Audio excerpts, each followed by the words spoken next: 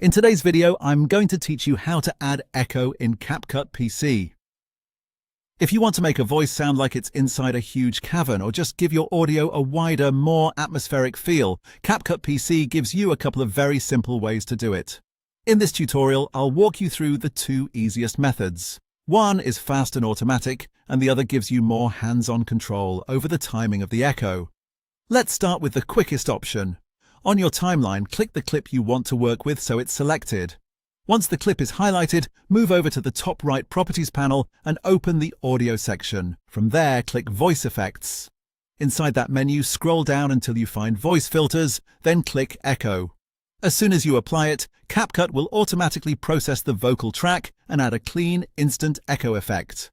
This is the easiest method if you want a result right away without having to adjust anything manually. Now let's look at the second method, which is ideal if you want more custom control over how the echo behaves. Start by right-clicking your audio clip on the timeline, copy it, then paste it onto a new track lane directly underneath the original clip. What you're doing here is creating a duplicate layer of the same sound, which will become the echo. Next, drag that second audio clip slightly to the right by about 2 or 3 frames. That small delay is what creates the echo effect. After that, with the second clip selected, go to Audio, then Basic and reduce its volume to -10 decibels. Lowering the volume helps the duplicate sit behind the original sound instead of overpowering it, which makes the echo feel more natural and more like reverberation.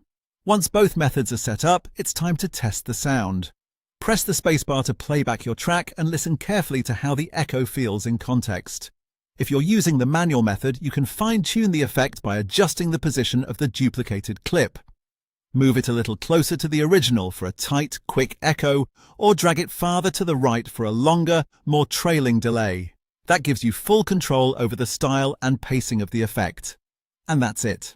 You now know 2 easy ways to add echo in CapCut PC, whether you want a one-click solution or a more custom sound design approach.